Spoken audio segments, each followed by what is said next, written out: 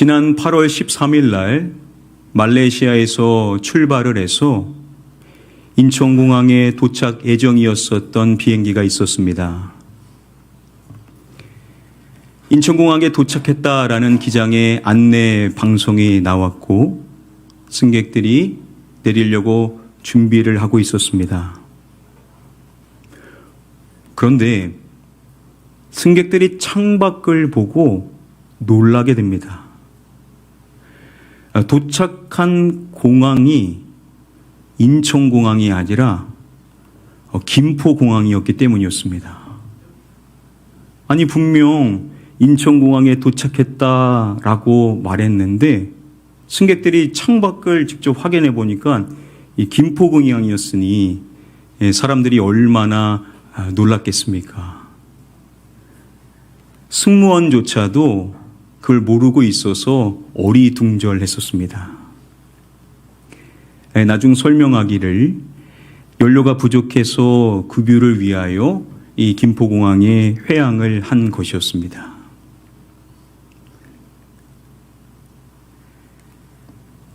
믿는다는 것의 과학이라는 책을 보게 되었는데요.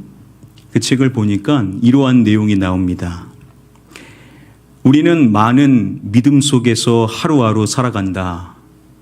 오늘도 어김없이 해가 뜨리라는 믿음, 지하철이 예정된 시각에 오리라는 믿음, 달콤한 초콜릿이 우울한 기분을 해소해 주리라는 믿음.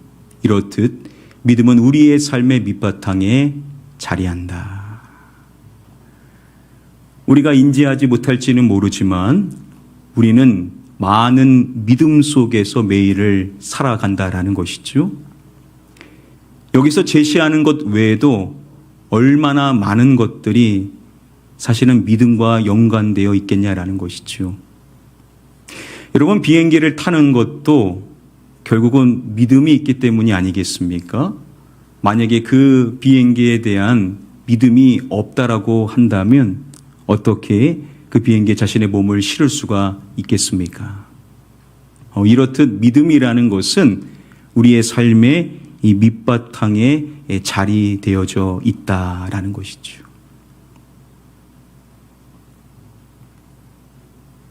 미국의 내과 의사였던 필리트던 미도르는 병원 침대에 누워 삶을 포기해버린 샘이라는 환자를 만납니다. 그는 몇 달 전 식도암 4기라는 진단을 받았는데 암이 간까지 전이된 상태였기에 치료가 어려운 상황이었습니다. 하지만 며칠간 미도르의 박사의 치료를 받은 샘은 침대에 일어나 산책도 하고 체중이 1kg 이상 늘어나게 됩니다. 이렇게 상태가 좋아진 샘은 박사에게 자신의 이야기를 들려줍니다. 자신이 살아가야 될 이유, 자신의 소울메이트인 아내에 대한 이야기였습니다. 아내에 대한 애틋한 이야기들을 꺼내게 됩니다. 이야기를 다 들은 미도름 박사가 샘에게 묻습니다. 샘, 제가 어떻게 해드리면 좋을까요? 샘이 대답합니다. 나의 아내 세라와 함께 크리스마스를 보내고 싶소. 크리스마스까지만 살 수 있도록 도와주시오. 그리고 샘은 10월 말쯤 병원을 떠났습니다. 그리고 시간이 흘러서 크리스마스가 지나고 1월 1일에 그가 다시 병원을 찾습니다. 예전보다 더 악화된 모습이었고 무척 아파 보였지만 약간의 열 외에는 진단상 특별한 심각한 증상은 없어 보였습니다. 그런데도 샘은 크리스마스까지 견뎠으니 자신은 이제 죽음을 맞이하겠습니다 라고 이야기를 했습니다. 그리고 24시간 후에 그는 조용히 잠을 자던 중에 숨을 거두게 됩니다.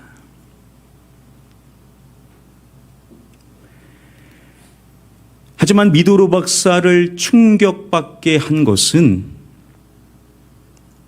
그의 부검 결과였습니다. 충격적이게도요, 샘의 몸 어디에도 눈에 띄는 암이 없었습니다. 명백한 오진이었던 것이죠. 물론 샘의 건강 상태가 좋은 것은 아니었었습니다. 그러나 그는 결코 말기암 환자가 아니었었던 겁니다. 수고 끝에 미도로 박사는요, 샘의 사인에 대하여서 발표를 합니다. 자신이 죽을 것이라는 이것이라고 결론을 내립니다. 여러분, 자신이 죽을 것이라는 무엇을 말했을까요? 바로 믿음을 이야기를 했습니다. 그의 그 믿음이 결과로 나타났더라는 것이죠. 우리는 인지하지 못할지 모르지만 믿음이라는 것이 우리의 인생의 삶에 얼마나 지대한 영향을 끼치는지를 단적으로 보여주는 예시입니다. 여러분, 오늘 본문의 말씀 속에 회당장 야이로, 그가 예수님께 찾아와서 간청을 하죠. 자신의 죽어가는 딸을 살려달라는 간청이었습니다. 그의 그 이야기를 들은 예수님께서는 그와 함께 그의 집으로 이동을 하십니다. 그런데 그 가운데 시간이 많이 지체가 되었고 야이로의 사람들이 그에게 찾아옵니다. 그리고 그에게 말합니다. 당신의 딸이 죽었나이다. 이 이야기를 들었었을 때 그가 얼마나 마음이 요동쳤을까요? 그런 그에게 예수님께서도 말씀을 해주시죠. 예수님께서 야이로에게 해주시는 이 말씀은 단순히 그에게만 해주시는 말씀이 오늘날 우리 모두에게도 해주시는 너무나도 중요한 말씀입니다. 오늘 이곳에서 예배하는 저와 여러분들에게도 해주시는 주님의 음성. 자, 그 음성에 주목하면서 오늘 말씀을 살펴보도록 하겠습니다. 함께 다음에 본문 말씀 한 목소리로 읽어보겠습니다. 시작. 예수께서 그 하는 말을 곁에서 들으시고 회당장에게 이르시되 두려워하지 말고 믿기만 하라 하시고. 예수님께서는 그에게 두려워하지 말고 라고 말씀을 하시고 이어서 이 말씀을 해주시죠. 무엇만 하라 라고 명령을 하시는 것입니다. 여러분, 무엇만 하라고요? 믿기만 하라. 예수님께서는 그에게 믿기만 하라 라고 말씀을 해주심으로써 야이로에게 무엇을 요구하십니까? 믿음을 요구를 하시는 것입니다. 자, 그런데 이 말씀에서 우리가 놓치지 말아야 될 부분, 서두에 밝혀주기를 예수께서 그 하는 말을 곁에서 들으시고 라고 말씀하죠. 여기서 우리가 보는 성경에서 곁에서 들으시고 라고 번역이 된 이 파라쿠어라는 이 단어의 본래적 뜻은 거부하다라는 뜻입니다. 이 본래적 의미로 적용한다면 예수님께서 그 하는 말을요, 거부하셨다라는 겁니다. 여러분, 예수님께서 거부하셨었던 그 말, 누가 한 말이죠? 야이로의 사람들이 야이로에게 와서 했었던 바로 그 말입니다.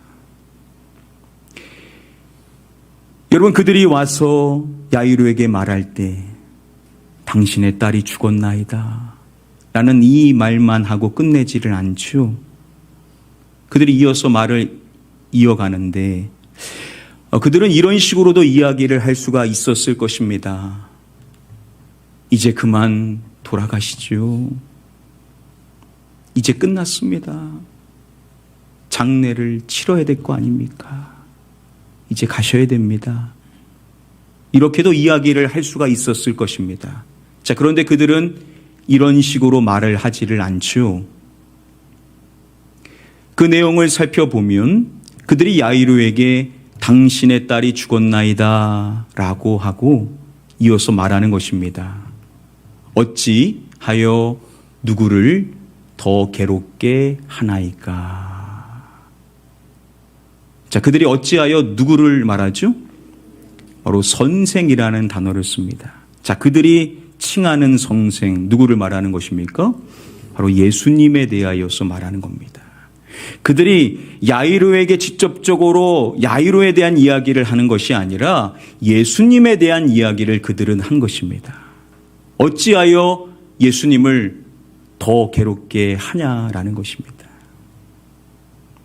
표면상 예수님을 위하는 말처럼 보이지만 중요한 사실은 예수님은 그들의 그 말을 거부하셨다라는 겁니다. 이 부분과 관련하여서 데이비드 갈런드는 예수님이 이제 아무것도 하실 수 없다는 그들의 이것이 반영되어 있는 것이다라고 설명을 해줍니다. 그들의 뭘 말할까요? 바로 믿음을 말합니다. 믿음. 그 안에는요, 그들의 믿음이 담겨 있었던 것인데 그 믿음이 뭐냐? 예수님도 이제 아무것도 하실 수 없다라는 겁니다. 예수님도 소용 없다라는 거죠. 예수님께도 이미 끝난 문제라는 것입니다. 여러분, 야이로의 사람들이 야이로에게 와서 사실에 대해서만 진술한 것이 아닙니다. 그들이 와서 한 그 말 안에는 그들의 믿음에 담겨 있는, 그 신념이 담겨 있는 그 말을 진술했다라는 거죠. 여러분, 그들이 의도하는 바가 뭡니까? 자신들이 가지고 있는 그 믿음을 야이로도 이제는 따라야 된다라는 거죠. 기존에 가지고 있었던 그 믿음 버리고 이제 생각을 바꾸고 현실을 직시해야 된다. 자신들의 믿음을 따르는 자가 되어야 된다라는 이야기를 야이로에게 하고 있는 상황이라는 겁니다. 자, 그럴 때 우리 주님이신 예수 그리스도께서도 야이로에게 요구하는 것이 무엇입니까? 믿음을 요구를 한다라는 것이죠. 여러분, 이 둘은 결코 함께 할 수 없는 상충되는 대립되는 믿음입니다. 지금 두 가지의 믿음이 있는데 이 두 가지 믿음이 그 현장 안에서 마치 싸우고 있는 상황과도 같다라는 것이죠. 지금 그 현장은 믿음의 싸움과도 같은 현장이었다라는 겁니다. 자, 중요한 것은 야이로가 이 두 믿음 가운데 어떠한 믿음을 선택하느냐에 달려있는 것입니다. 여러분, 지금 야이로에게 와서 하는 이 이야기가 한 사람의 이야기가 아니죠. 성경은 사람들이 와서 함께 이야기를 했다라고 했습니다. 더욱이 그 사람들은요, 야이로와 관계가 없는 사람들이 아닙니다. 성경은 그들에 대해서 말할 때 회당장의 집에서 사람들이 왔다라고 말합니다. 여러분, 그 안에는 야이로가 친분이 두터운 사람들도 있었을 것이라는 겁니다. 정말로 야이로를 위하는 사람들의 목소리라는 것이죠. 자, 이런 거 다 제쳐두고 지금 주어진 상황이 어떻습니까? 야이로의 딸이 죽은 상황이라는 겁니다. 여러분, 이러한 점을 고려해 봤었을 때 지금 제시되어지는 이 두 가지 종류의 믿음 가운데 어떠한 믿음이 야이로에게 와닿을 수밖에 없었겠냐라는 것이죠. 현실적으로 보면 이 두 믿음 가운데 그들이 제시하는 믿음이 더 크게 와닿을 수밖에 없었을 것이라는 겁니다. 여러분, 이런 것들 생각하지 않고 예수님이 제시하는 믿음만 생각해 봤었을 때 그 믿음을 택하기가 어려운 이유가 무엇입니까? 분명히 야이로는 예수님께 와서 사정을 아뢰습니다. 간구했습니다. 그리고 함께 이동하는 그 과정 가운데 시간만 지체되지 않았다면 얼마든지 상황이 그렇게 흘러가지 않을 수도 있는 현실이라는 것이죠. 그러면요, 그 시간을 지체시킨 예수님에 대하여서 야이로가 얼마든지 이런 생각을 할 수도 있었을 것이라는 겁니다. 시간만 지체되지 않았어도 내가 사람을 잘못 본 건 아닐까. 얼마든지 야이로의 머릿속에는 한편으로 이런 생각도 들을 수가 있었을 것이라는 겁니다. 자, 지금 이러한 상황 속에 모두가 봤었을 때 그들이 제시하는 그 믿음이 더 합당하다, 합리적이다, 이것이 맞는 선택이다라고 주어지는 그러한 상황 속에서 예수님께서는 자신이 원하는 그 믿음을 야이로가 지녀야 된다라고 말씀을 하신다라는 것이죠. 여러분, 우리의 현실로 돌아와서 생각해 보십시오. 우리의 상황이라고 별반 다르지 않죠. 여러분들이 믿음으로 인생을 살아가려 할 때 여러분들 주변에 있는 많은 사람들이 뭐라고 말합니까? 그런 게 어디 있어? 그게 말이나 돼? 말도 안 되는 소리 하지 마. 여러분, 우리가 함께하는 사람들도요, 그들이 말하지 않을지는 모르지만 다 믿음의 대상이 있어요. 돈을 믿든 운명을 믿든 미신을 믿든 자신의 노력을 믿든 자기 자신을 믿든 다 자기가 믿는 믿음의 대상을 가지고 그 믿음의 말을 다 하는 것입니다. 그러한 현실의 상황 속에서 우리 주님이 원하시는 믿음을 취한다라는 것이 결코 녹록하지가 않다라는 것이죠. 이게 우리의 현실인데, 이러한 현실 속에서 저와 여러분들이 믿음으로 찬양해야 될 한 찬양이 있습니다. 오직 믿음으로라는 제목의 찬양인데요, 그 찬양에 보면 후렴에 고백을 하죠. 오직 믿음으로 내가 살리라. 우리가 믿음을 외치며 오직 나는 믿음으로 살겠노라 라고 고백해야 될 그 주어질 상황이 뭡니까? 2절의 가사에 보면 믿음 흔들리고 사람들 주를 떠나도 라고 고백하죠. 믿음이 없는 것이 아닙니다. 많은 사람들이 믿음을 갖고 있었습니다. 그런데 그 믿음이 흔들리는 겁니다. 그리고 그 믿음이 완전히 사라져 그 믿음의 대상이 되시는 주님을 떠나가는 상황인 것입니다. 그렇게 모두가 믿음을 버리고 주님을 떠나가는 그 상황 속에서도 우리가 믿음으로 고백해야 될 것은 뭐냐? 오직 믿음으로 내가 살리라. 그렇습니다, 여러분. 다른 사람들이 다 아니다라고, 내가 믿는 게 맞다라고, 내 믿음을 당신도 가져야 된다라고 이야기한다 하더라도 저와 여러분들은 예수 그리스도를 향한 그 믿음 하나 가지고 끝까지 믿음으로 인생을 살아가야만 될 줄 믿습니다. 이게 바로 우리 주님이 오늘날 우리에게 요구하시는 사항이라는 것이죠. 두려워하지 말라, 믿기만 하라. 우리에게 말씀하시는 이 음성에 귀 기울이셔서 믿음, 주님이 원하시는 그 믿음으로 여러분들의 주어진 상황 속에서 승리하실 수 있는, 믿음의 싸움에서 승리하실 수 있는 모든 승리자들이 다 되시기를 주님의 이름으로 간절히 축복하며 축원합니다.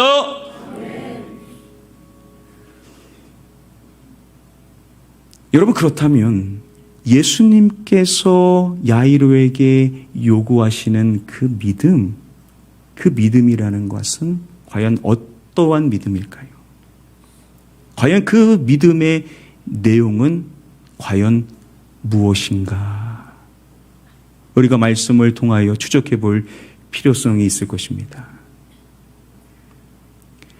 우리 함께 다음에 본문 말씀 한 목소리로 읽어보겠습니다. 시작. 아직 예수께서 말씀하실 때에 회당장의 집에서 사람들이 와서 회당장에게 이르되 당신의 딸이 죽었나이다. 어찌하여 선생을 더 괴롭게 하나이까? 말씀을 보시면 회당장의 집에서 사람들이 와서 회당장에 이르되 라고 말하는 이 말씀 서두에 보면 이것에 대해서 먼저 이야기를 해주죠. 아직 예수께서 무엇 하실 때에 라고 말씀이 시작을 하는 것입니다. 여러분, 여전히 예수님이 뭐 하실 때입니까? 바로 말씀을 하실 때죠. 예수님이 계속 말씀을 하실 때에 그들이 와서 그 말을 야이로에게 던진 것입니다. 자, 여기서 여러분 예수님께서 말씀하시는 거, 여러분 누구에게 말씀을 해주시는 상황 속에 이 일이 일어난 겁니까? 바로 그 여인을 향하여 우리 예수님께서 이 말씀을 해주시는 상황 속에 이 일이 일어난 거죠. 예수님께서 그 여인을 향하여 따뜻한 음성, 따라라고 불러주시죠. 참 은혜가 되는 이 말씀, 예수님께서 따라라고 그 여인을 불러주시고 이어서 말씀해 주실 때 내 무엇이 너를 무엇하였으니 라는 말씀을 그녀에게 해주시죠. 여러분, 그 여인의 무엇을 예수님이 말씀해 주십니까? 바로 믿음이죠. 예수님께서 그 여인의 믿음에 대하여 먼저 말씀을 해주셨는데 중요한 점은 그 믿음이 너를 무엇하였다라고 말씀해 주십니까? 구원하였으니.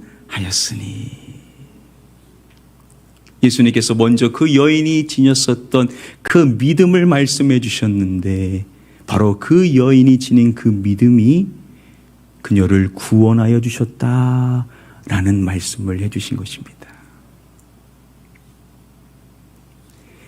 여기서 이 구원이라고 번역이 된 구원하다라는 이 동사, 이 단어는요, 소조라는 단어가 쓰였습니다. 이 소조라는 단어가 앞부분의 말씀에 먼저 쓰였는데요. 여러분, 그 여인이 가지고 있었던 생각이 있었습니다. 그 생각의 내용이 무엇입니까? 내가 그의 옷에만 손을 대어도 구원을 받으리라. 여기서 마찬가지로 이 구원을 받다라는 이 단어가 동일한 소조라는 단어입니다.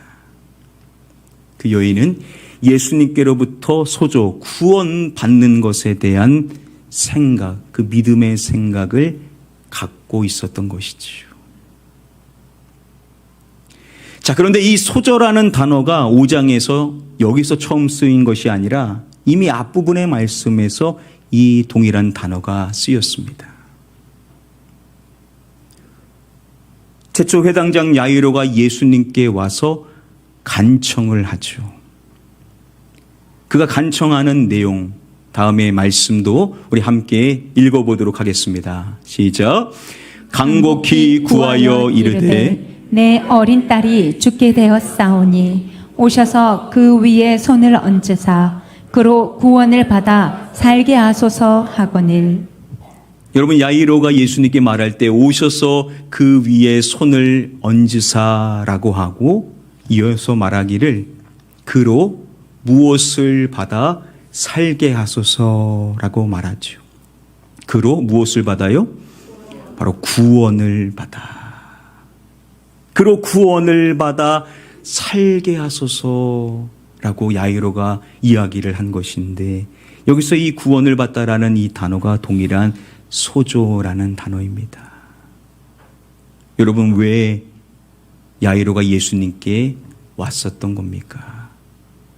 그에게는 믿음이 있었던 것인데 예수 그리스도께서 하시는 일, 소조, 바로 구원하시는 그분이 구원자라는 사실을 그는 믿음으로 고백하면서 예수님께 왔었다라는 것이죠.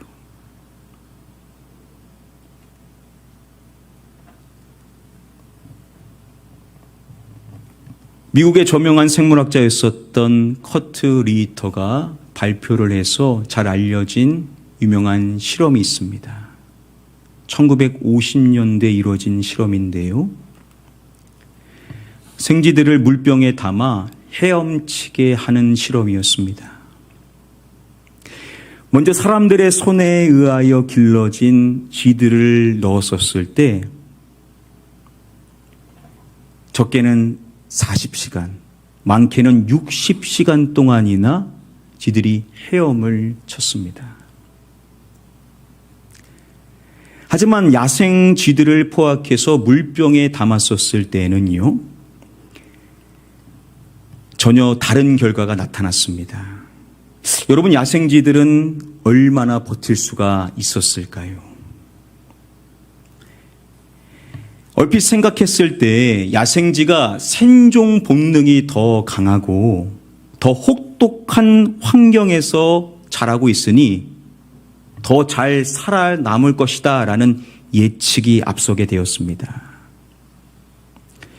즉 사람의 손에 의하여 길러진 쥐들보다 더 오래 살 수 있을 것이다 라고 예상을 하고 실험을 한 것입니다. 그런데 야생쥐들 중에서 몇몇은요, 물에 넣지도 않았는데 이 리히터 박사의 손 위에서 심장마비로 죽기도 했습니다. 그리고 살아남은 쥐들을 물속에 넣었었을 때 예측과는 다르게 짧게는 1분, 길면 15분을 넘기지를 못하고 죽어버리게 됩니다. 야생쥐들이 더 생존 본능이 강하고 더 혹독한 환경 속에 있었기 때문에 더 오래 헤엄칠 것이라고 했었는데 그 예상과는 다르게 너무나도 짧게 수영을 하다가 결국은 죽게 되더라는 것입니다. 반면 사람의 손에 의하여서 길러진 쥐들은 그것과 비교해 봤었을 때는요, 40시간에서 60시간이라는 긴 시간 동안 계속해서 헤엄을 칠 수가 있었다라는 겁니다. 과연 어떠한 차이가 있었던 것인가? 야생쥐들은요, 사람의 손을 타본 적이 없습니다. 자신을 끄집어내주는 경험을 해본 적이 없는 거죠. 즉, 누군가가 자신을 건져줄 것이라는, 즉 구원해 줄 것이라는 믿음이 그 쥐들에게는 전혀 없었다라는 겁니다. 그러니까 그냥 포기해 버리더라는 거죠. 반면에 사람의 손에 길러진 쥐들은요, 평소에 사람의 손을 타봤죠. 사람이 이렇게 옮겨주는 경험을 이미 해봤다라는 겁니다. 그러니까 그들에게는요, 기대가 있는데 누군가가 자신을 건져줄 것이라는, 즉 자신을 구원해 줄 것이라는 믿음이 그 쥐들에게는 있었다라는 겁니다. 누군가 나를 구원해 줄 것이라는 믿음을 갖고 있는 것이 바로 그 차이점이었다라는 겁니다.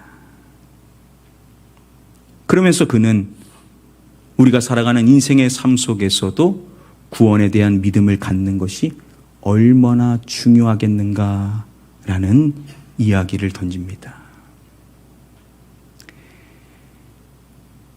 여러분, 야이로가 예수님께 찾아올 때부터 이미 지니고 있었던 거, 바로 예수님께서 소조, 구원하시는 구원자라는 사실, 그 믿음을 그는 분명히 갖고 있었고, 예수님께서는 그에게 두려워하지 말고 믿기만 하라 라고 말씀해 주심으로써 그가 지니고 있었던 그 믿음, 예수님이 구원자다라는 그 믿음을 끝까지 지켜야 된다라고 말씀을 해 주신 것입니다. 우리도 똑같다라는 거죠. 우리가 지녀야 될 믿음이 뭐냐라는 겁니다. 바로 예수 그리스도, 그분이 나의 구원자라는 사실, 그분이 나를 이미 구원하셨고 지금도 구원의 은혜로 나를 베풀어 주시는 나의 구원자이시며 장차 우리를 온전하게 구원하실 예수 그리스도. 그분만이 저와 여러분들의 구원자라는 사실을 우리는 끝까지 믿는 자가 되어야만 될 줄 믿습니다. 여러분, 믿음의 선한 싸움을 싸우고 달려갈 길을 다 하고 믿음을 지켰던 사도 바울이 있지요. 여러분, 그 사도 바울이 디모데후서 4장 18절 말씀에 자신의 인생을 이제 마지막으로 정리하면서 그가 믿음으로 고백하는 내용이 있습니다. 주께서 나를 모든 악한 일에서 건져내시고 또 그의 천국에 들어가도록 구원하시리니 그에게 영광이 세세 무궁토록 있을지어다. 아멘. 사도 바울이 고백합니다. 주께서 나를 모든 악한 일에서 건져내시고, 예수 그리스도께서 나를 모든 악한 일에서 건져내실 것이라는 것이고, 그리고 그가 이어서 고백하죠. 또 그의 천국에 들어가도록 무엇 하시리니 라고 믿음을 고백하는 것입니다. 천국에 들어가도록 구원하시리니. 여기서 이 구원하시리니라는 단어가 바로 소조라는 단어입니다. 사도 바울에게도 있었던 믿음, 바로 주 예수 그리스도께서 자신이 천국에 들어갈 수 있도록 나를 소조 구원하실 것이라는 그 믿음이 그에게도 끝까지 있었다라는 겁니다. 여러분, 이게 중요한 것입니다. 모두가 다 끝났다라고 말하고 예수님도 소용없다라고 말하고 주어진 상황을 믿어야 된다라고, 자신을 믿어야 된다라고, 노력을 믿어야 된다라고, 과학을 믿어야 된다라고, 이렇게 수많은 사람들이 자신이 가지고 있는 믿음에 대하여 주창할 때 우리가 끝까지 견지해야 될 믿음은 뭐냐? 예수 그리스도, 그분만이 나의 유일한 구원자가 되시며 그분이 나를 구원해 주실 것입니다. 여러분, 우리는 이 믿음으로 믿음의 싸움을 계속해서 쌓아나가야 될 줄 믿습니다. 이 믿음의 싸움을 이길 수 있는 것은 바로 예수 그리스도, 그분을 믿는 믿음밖에 없다라는 사실을 기억하시고 그 믿음 잘 지키시고 믿음의 싸움을 늘 승리하시기를 주님의 이름으로 간절히 축복하며 축원합니다. 말씀을 맺도록 하겠습니다. 오늘 주어진 본문의 말씀을 통하여 우리가 함께 말씀의 세 가지의 가르침 우리가 정리를 해보도록 하겠습니다. 먼저 첫 번째는 이것입니다. 세상 사람들과의 믿음의 싸움에서 승리해야 한다라는 것입니다. 막 드러나지는 않지만요, 사실 우리는 믿음의 싸움을 계속해서 하고 있는 겁니다. 그들이 우리에게 대놓고 당신도 이제 그 믿음 포기해 라고 안 할지는 모르지만 계속 우리를 설득하는 것입니다. 그거 아니야, 현실을 직시해, 다른 걸 믿어야지, 이렇게 계속 믿음의 싸움을 걸어오는 겁니다. 자, 이 믿음의 싸움이 계속 현재 진행형인데 우리는 이 믿음의 싸움에서 승리해야 될 사명이 우리에게 주어져 있다는 것이죠. 그래서 믿음의 싸움을 계속해서 해나가는 그 과정 가운데 우리가 붙들어야 될 믿음이 있다는 것이죠. 두 번째입니다.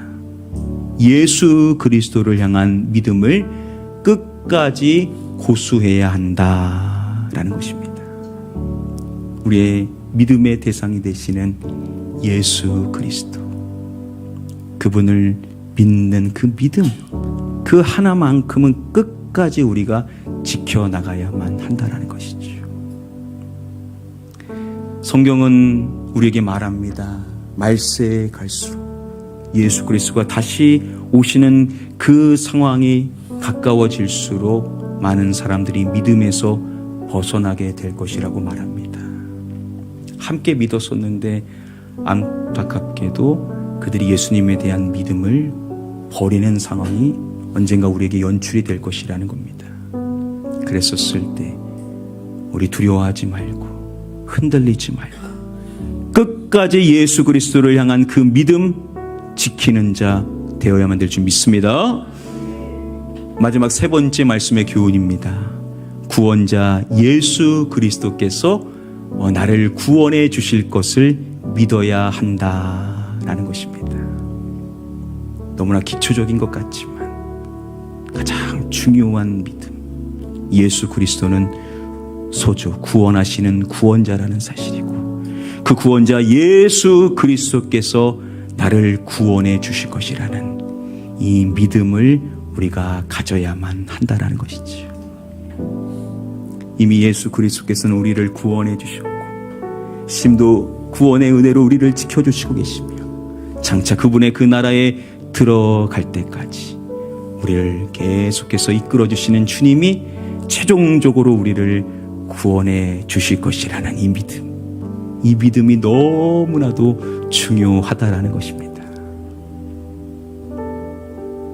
여러분들은 누구를 믿고 계십니까?